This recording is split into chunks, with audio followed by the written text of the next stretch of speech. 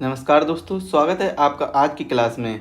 आज की क्लास में हम यूपी जीके का एक टॉपिक डिस्कस करेंगे जिसका नाम है उत्तर प्रदेश के वन्यजीव विहार और उत्तर प्रदेश के पक्षी विहार। इन दो चीज़ों के बारे में डिस्कस करने वाले हैं। वन्यजीव विहार और पक्षी विहार के बारे में डिस्कस करेंगे। और यूपी जीके की क्लास आपको यूट्यूब पर हमारे लगातार मिल रही हैं। यूट्यूब चैनल पर आप जाइएगा और यहाँ पर आप यूपी जीके की क्लासें आप देख सकते हैं, फ्री में अवेलेबल हैं। और अधिक जानकारी के लिए आप हमारे एग्जाम वेब एप्लीकेशन को डाउनलोड करके वहाँ से इसकी PDF डाउनलोड कर सकते हैं। वहाँ पर इसकी PDF फ्री में अवेलेबल है।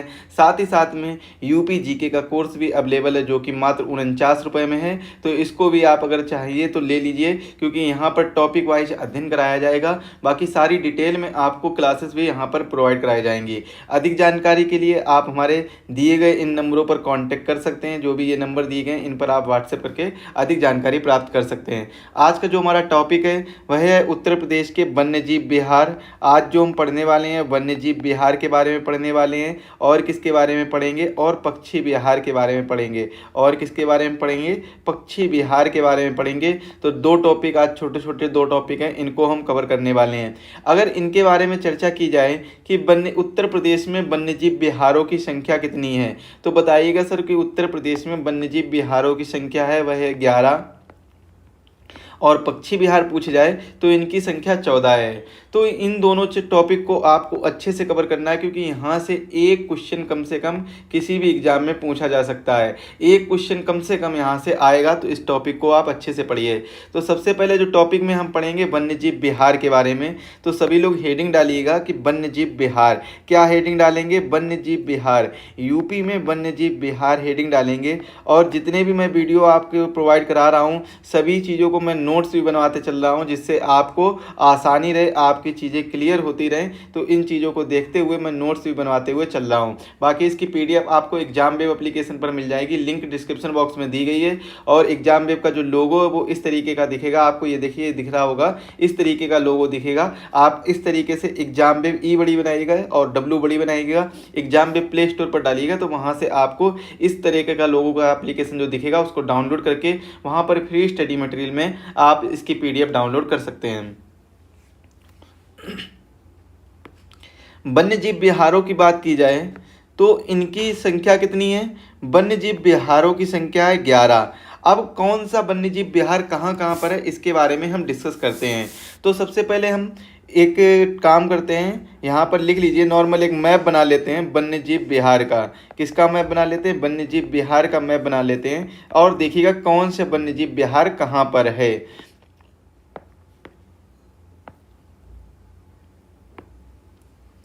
देखते हैं, इसमें हम धीरे धीरे डिस्कस करेंगे। तो सबसे पहले हम देख लेते हैं कि सोहेलेवा वन्यजीव विहार। कौन सा? सोहेलेवा वन्यजीव विहार। यहाँ से क्वेश्चन आ जाता है। सोहेलेवा वन्यजीव विहार यह कहाँ पर है? वन्यजीव विहार। तो यह है सोहेलेवा वन्यजीव विहार। किस जगह पर पड़ जाता है? तो ये पड़ जाता है आपका बलरामपुर और श्रावस्ती और गोंडा। श्रावस्ती और गोंडा,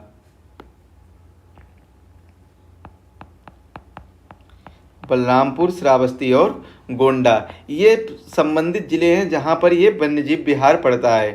इसके बाद में एक अगला वन्यजीव विहार देखेंगे। कौन सा? सोहागी बरबा।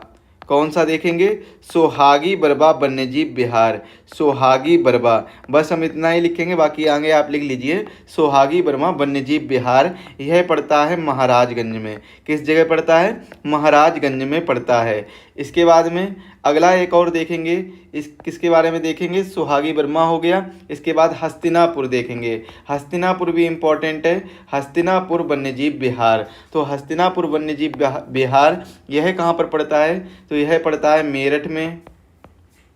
और कहाँ पर? हापुड़ में लिखिएगा, हापुड़ में। और कहाँ पर पड़ेगा? और पड़ेगा बिजनौर में। इसके बाद में अमरोहा भी लिख लीजिए, अमरोहा में भी कुछ हिस्सा इसका आ जाता है। और ये पड़ेगा आपका मुजफ्फरनगर में, तो यहाँ पर भी इसका कुछ हिस्सा आ जाता है। तो ये चीज़ें आप नोट करिएगा, मुजफ्फरनगर। इसके बाद में जो चौथा वन्यजीव विहार देखेंगे, इसमें आप देख लीजिए लिख लीजिए इसको, कैमूर वन्यजीव विहार। कौन सा लिखेंगे? कैमूर वन्यजीव विहार। तो कैमूर वन्यजीव विहार यह कहाँ पर पड़ेगा? मिर्ज़ापुर और सोनभद्र में। इसमें नोट करिएगा, मिर्ज़ापुर और सोनभद्र में, मिर्ज़ापुर और सोनभद्र में कैमूर वन्यजीव विहार पड़ेगा। अगला है वन्यजीव विहार, कौन सा है? महावीर स्वामी वन्यजीव विहार। कौन सा देखेंगे हम? महावीर स्वामी वन्यजीव विहार। और महावीर स्वामी वन्यजीव विहार यह कहाँ पर पड़ेगा? ललितपुर में पड़ेगा। किस जगह पर पड़ेगा? ललितपुर जिला में पड़ेगा। तो ये भी देख लेते हैं। इसके बाद में अगला एक और देखेंगे, महावीर स्वामी के बाद में राष्ट्रीय चंबल। कौन सा देखेंगे? राष्ट्रीय चंबल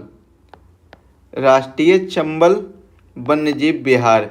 तो राष्ट्रीय चंबल वन्यजीव विहार यह कहाँ पर पड़ता है? राष्ट्रीय चंबल वन्यजीव विहार दो जगह पर आप लिख लीजिएगा, दो डिस्ट्रिक्ट लिख लीजिएगा, एक आगरा और दूसरा लिखिएगा इटावा। आगरा और इटावा में पड़ता है राष्ट्रीय चंबल वन्यजीव विहार। इसके बाद में एक नोट करिएगा, चंद्रप्रभा वन्यजीव विहार। सबसे इम्पोर्टेंट है यही वाला, चंद्रप्रभा वन्यजीव विहार। कौन सा इम्पोर्टेंट है? चंद्रप्रभा वन्यजीव विहार।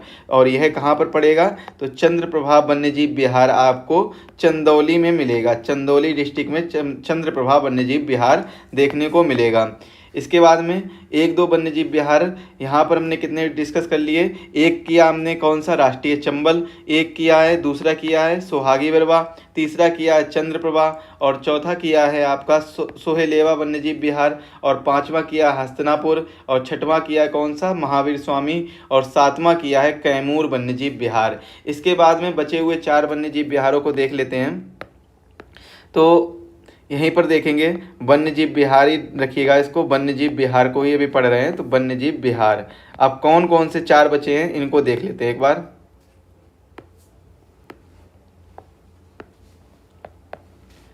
चंद्रप्रभा हो गया। अब लिखिए अगला 8वां, कछुआ वन्यजीव विहार। तो कछुआ वन्यजीव विहार यह कहाँ पर पड़ता है? यह वाराणसी में पड़ता है। कछुआ वन्यजीव विहार वाराणसी में पड़ता है। इसके बाद में अगला देखिएगा, इंपॉर्टेंट है यह भी, कछुआ के बाद में हो जाएगा किशनपुर वन्यजीव विहार। कौन सा पड़ेगा? किशनपुर वन्यजीव विहार। और किशनपुर वन्यजीव विहार यह पर कहाँ पर पड़ता है? जहाँ पर आपका क्या है? दुधवा नेशनल पार्क है। और दुधवा नेशनल पार्क कहाँ पर है? लखीमपुर खीरी में है। तो ये किशनपुर वन्यजीव विहार भी लखीमपुर खीरी में पड़ेगा।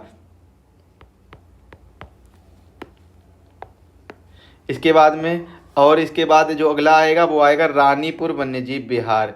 रानीपुर वन्यजीव विहार यह कहाँ पर पड़ेगा? रानीपुर वन्यजीव विहार यह बांदा में देखने को मिलेगा। बांदा में रानीपुर वन्यजीव विहार है। इसके बाद में एक है कतरनिया घाट वन्यजीव विहार। कौन सा है? कतरनिया घाट, इम्पोर्टेंट है कतरनिया घाट वन्यजीव विहार।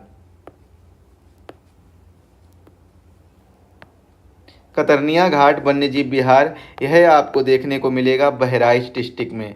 कहाँ पर मिलेगा? बहराइच डिस्ट्रिक्ट में देखने को मिलेगा। तो ये हमारे 11 वन्यजीव विहार हो गए, इनके बारे में मैंने पढ़ा। इन सभी को आप नोट कर लीजिए, बहुत ही इंपॉर्टेंट है, यहाँ से क्वेश्चन एक ना एक आएगा।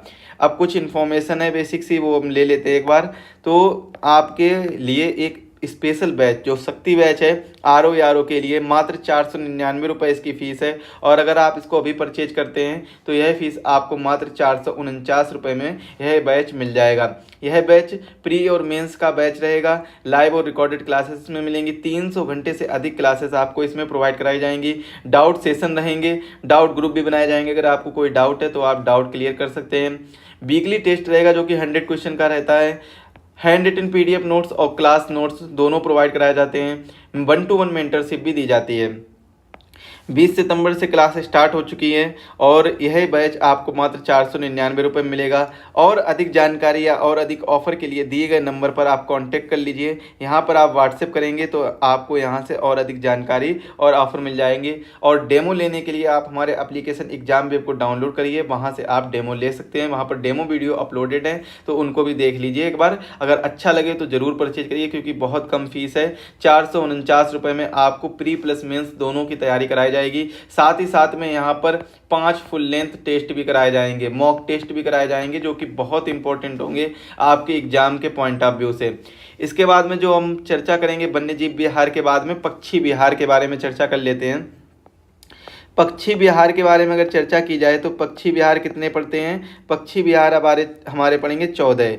उत्तर प्रदेश में कितने पक्षी विहार पड़ेंगे? उत्तर प्रदेश में 14 पक्षी विहार पड़ेंगे। इनके बारे में चर्चा करते हैं।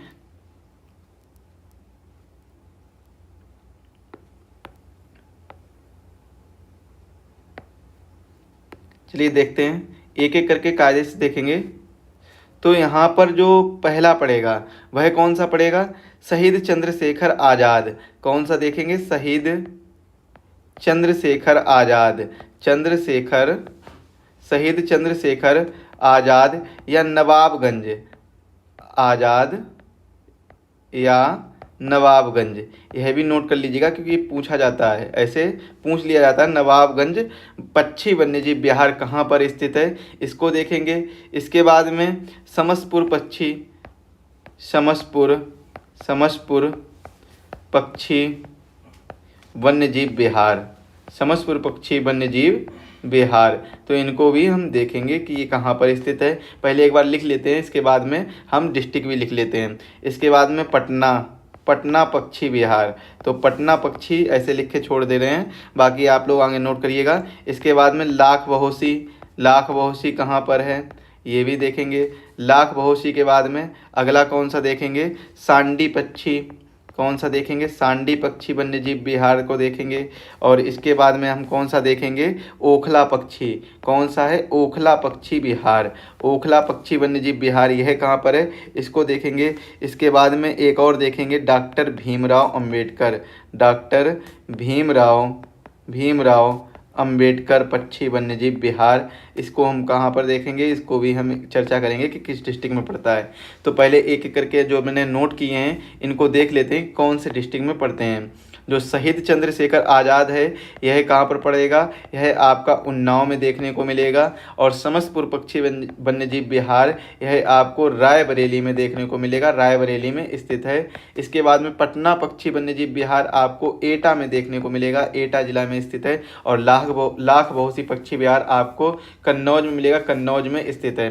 सांडी पक्षी विहार यह हरदोई जिला में स्थित है, कन्नौज के पास ही पड़ता है, तो हरदोई जिला में स्थित है।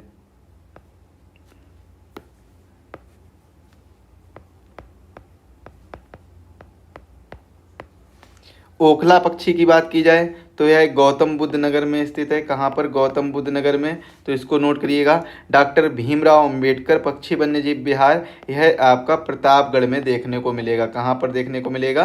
प्रतापगढ़ में देखने को मिलेगा। इसके बाद में कुछ पक्षी वन्यजीव विहार और हैं, जैसे कि विजय सागर। कौन सा हो जाएगा? विजय सागर हो जाएगा। और विजय सागर आपको कहाँ पर देखने को मिलेगा? विजय सागर पक्षी वन्यजीव विहार यह आपको देखने को मिलेगा महोबा डिस्ट्रिक्ट में। किस जगह मिलेगा? महोबा डिस्ट्रिक्ट में विजय सागर वन्यजीव पक्षी विहार महोबा डिस्ट्रिक्ट में देखने को मिलेगा। इसके बाद में अगला देखेंगे हम, अगले कौन से देखेंगे? एक पार्वती अर्गा भी नोट कर लीजिए। कौन सा नोट करेंगे? पार्वती अर्गा नोट करेंगे। पार्वती अर्गा पक्षी वन्यजीव विहार यह आपको कहाँ पर देखने को मिलेगा?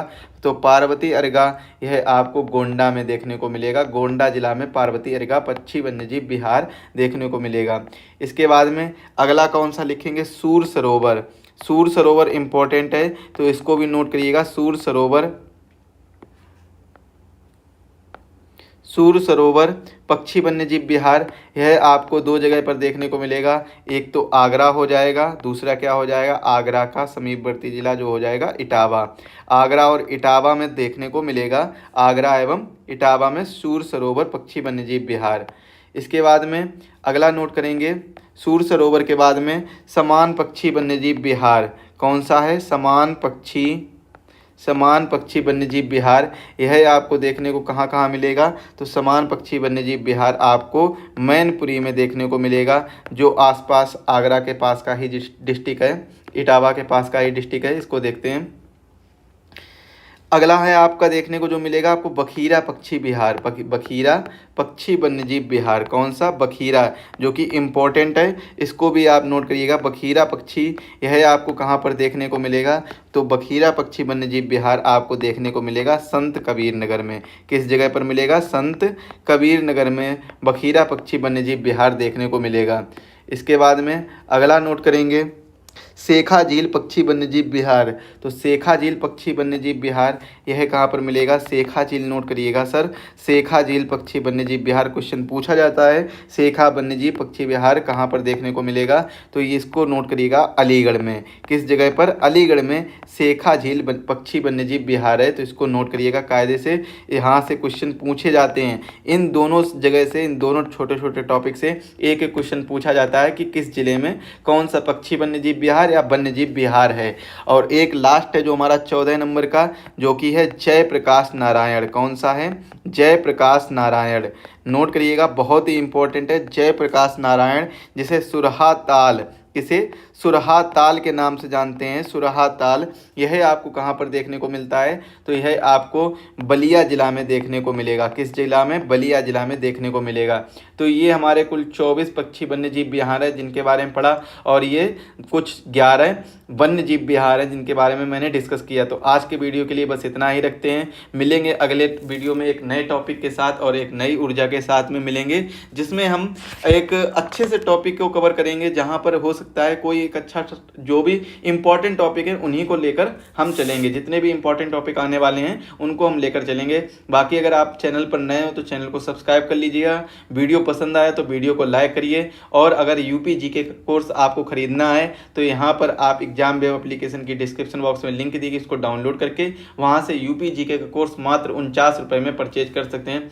बहुत ही अच्छे से डिटेल और टॉपिक वाइज अध्ययन कराया जा रहा है। काफ़ी ज़्यादा चीज़ें बताई जा रही हैं और आपको अच्छी अच्छी सारी क्लासेस, साथ में एमसीक्यूज की क्लासेस भी रहती हैं, और आपके प्रीवियस ईयर क्वेश्चन जो आए हुए हैं उनकी क्लासेस भी रहती हैं, और टॉपिक वाइज सारे सीरियल से हम चल रहे हैं। यहाँ पर अगर मैंने बात की जाए तो 30 सितंबर से बैच स्टार्ट हुआ था, और 30 सितंबर से बैच स्टार्ट होने के बाद में जो टॉपिक कवर किए हैं, जैसे कि उत्तर प्रदेश को हमने जाना कि क्या है, उस उत्तर प्रदेश के परिचय के बारे में जाना, उत्तर प्रदेश के भौतिक परिचय के बारे में समझा, उत्तर प्रदेश की जलवायु के बारे में समझ लिया है, उत्तर प्रदेश की मिट्टियों के बारे में, उत्तर प्रदेश के वन एवं प्राकृतिक वनस्पतियों के बारे में, और उत्तर प्रदेश के वन्यजीव के बारे में समझा है, और उत्तर प्रदेश की विधानसभा जो 18वीं विधानसभा चुनाव है उसके बारे में भी समझा है, प्रशासनिक इकाइयाँ और सभी प्रशासनिक इकाइयाँ और राजनीतिक इकाइयों के बारे में अच्छे से चर्चा कर ली है। साथ ही में जो विभिन्न टॉपिक हैं, जो प्रमुख तथ्य हैं, उनके बारे में भी चर्चा कर ली है। जो कुल टॉपिक हैं जो कवर हो गए हैं,